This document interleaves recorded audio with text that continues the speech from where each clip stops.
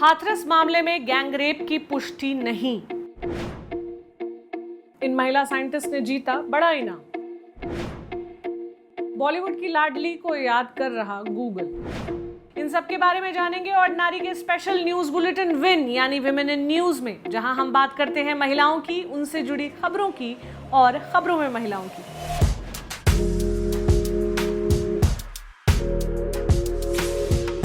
बढ़ते हैं पहली खबर की ओर। दलित लड़की की मौत के बाद सोशल मीडिया पर बवाल। यूपी का हाथरस जिला, यहां एक गांव में 14 सितंबर की सुबह 19 साल की दलित लड़की का घायल शरीर मिला। हाथरस से लेकर अलीगढ़ और फिर दिल्ली के अस्पतालों में उसका इलाज चला। वेंटिलेटर पर रखा गया, लेकिन सारी कोशिशें नाकाम रही। 29 सितंबर की सुबह उसकी सांसें थम गई। हाथरस गैंगरेप मामले के नाम से सोशल मीडिया पर वायरल इस घटना में गैंगरेप की बात कही गई। ये भी खबरें चली कि लड़की की रीढ़ की हड्डी टूट गई है। हाथरस के एसपी विक्रांत वीर के मुताबिक हाथरस या अलीगढ़ के डॉक्टर्स द्वारा यौन हिंसा की पुष्टि नहीं की गई है। इसमें फॉरेंसिक मदद ली जाएगी। खबरों में चल रही जीभ काटने की बातें भी निराधार बताई हैं पुलिस ने। रीढ़ की हड्डी टूटने की खबरें भी सही नहीं हैं, ऐसा बताया गया। लड़की का दम घोटा गया था और उसकी गर्दन की हड्डी पर कई चोटें लगी थी। 14 सितंबर को लड़की के घर वालों ने यौन शोषण और हिंसा की शिकायत दर्ज करवाई थी।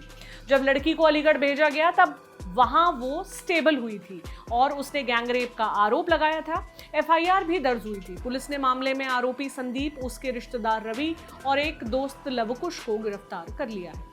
बाद में चौथे आरोपी रामू को भी पकड़ लिया गया। सोशल मीडिया पर भी लोग गुनहगारों को कड़ी सजा देने की मांग कर रहे हैं और यूपी सरकार को घेर रहे हैं। अगली खबर फिल्म इंडस्ट्री में मचे ड्रग्स पर बवाल से जुड़ी है। सुशांत सिंह राजपूत की मौत के बाद बॉलीवुड में ड्रग्स के फैले जाल का पर्दाफाश करने में जांच एजेंसियां जुट गई हैं। नए नए नाम सामने आ रहे हैं। व्हाट्सएप चैट के स्क्रीनशॉट भी वायरल हुए हैं, कथित तौर पर, जिनमें दीपिका के होने का दावा किया जा रहा है। एनसीबी यानी narcotics control bureau Deepika Padukone, Shraddha Kapoor, Sara Ali Khan और रकुलप्रीत सिंह जैसी कई एक्ट्रेसेस से सवाल जवाब कर चुका है। इसी सिलसिले में एक्ट्रेस सुचित्रा कृष्णमूर्ति ने एनसीबी की जांच पर अपनी बात रखी है। उन्होंने ट्वीट में लिखा, फिल्मों में क्या माल है, कहने को आम बात, बनाने से लेकर असल जिंदगी में एक औरत के माल है क्या, पूछने पर नथुने फड़काने तक। स्त्रीद्वेष से हमारे पूरे कल्चर को दोबारा सेट करने की जरूरत है। मुझे आश्चर्य इस बात का है कि एनसीबी की जांच में किसी भी पुरुष का नाम ना तो आया, ना ही उन्हें जांच के लिए बुलाया गया। केवल महिलाओं को शर्मिंदा किया जा रहा है।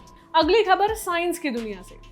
शांति स्वरूप भटनागर सम्मान, साइंस और तकनीक के क्षेत्र में बेहतरीन काम करने वालों को यह अवार्ड दिया जाता है। ये नाम दिया गया है council of scientific and industrial research नाम की संस्था के founder director doctor Shanti Swarup Bhatnagar के नाम पर। इस साल इन अवार्ड्स में जिन महिला साइंटिस्ट्स के चर्चे हो रहे हैं वो हैं डॉक्टर ज्योतिर्मयी दास और बुशरा अतीक।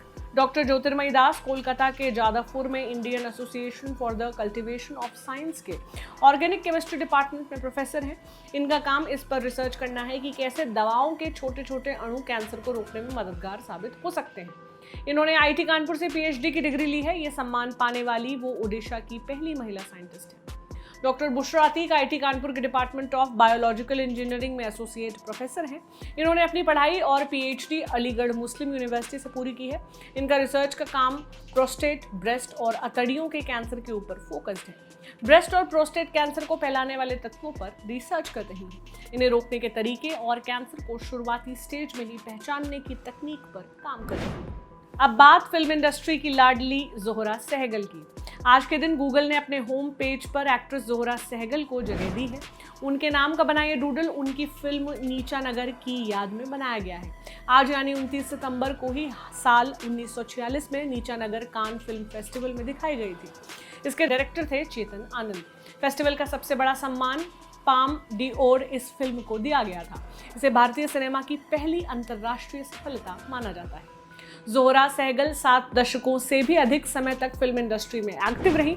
उन्हें सिनेमा और कला में योगदान के लिए पद्मश्री और पद्म विभूषण से सम्मानित किया गया था। 2014 में उनका निधन हो गया था। अब शो का आखिरी सेक्शन, जिसमें हम आपको मिलवाते हैं एक ऐसी आम महिला या लड़की से जो कोई सेलिब्रिटी नहीं होती, लेकिन उससे देश की सभी महिलाएं प्रेरणा ले सकती हैं। आज की ऑर्डिनरी है अमिता वरुण। उत्तर प्रदेश के मेरठ में सरधना नाम की जगह है। यहीं पर म्यूनिसिपल कॉरपोरेशन में एग्जीक्यूटिव ऑफिसर के पद पर अमिता ने पिछले साल ज्वाइन किया था। इनका हाल में ट्रांसफर हुआ है। खबरों में इसलिए हैं क्योंकि अब तक इनके करीब 17 ट्रांसफर हो चुके हैं। लोग इन्हें अतिक्रमण स्पेशलिस्ट नाम से बुलाते हैं क्योंकि सरकार के आदेशों पर ये फटाफट अतिक्रमण हटवाया करते हैं। ऑर्डिनरी से बातचीत में इन्होंने बताया, सरकार जहां मुझे भेजेगी हम वहीं काम करेंगे। इस ट्रांसफर से मुझे कोई दिक्कत नहीं है। मेरा पहला ट्रांसफर जहांगीराबाद से हुआ था, इस बात पर कि मैंने वहां अतिक्रमण हटवाया था और व्यापारियों ने नारे लगवाए। अमिता ने लगातार ट्रांसफर को लेकर 2018 में इलाहाबाद हाई कोर्ट में याचिका डाली थी। तब अदालत ने कहा था कि अगर भ्रष्टाचार के कोई आरोप नहीं है तो इस तरह के ट्रांसफर सही नहीं है। अब अमिता की पोस्टिंग बुलंदशहर के जहांगीराबाद में हुई है। तो ये थी आज की खबरें। कल फिर मिलेंगे विमेन इन न्यूज में। अगर आप भी जानते हैं ऐसी महिलाओं को जो दूसरों के लिए मिसाल है तो हमें उनके बारे में बताइए। मेल करिए lallantopwomeninnews@gmail.com पर। शुक्रिया।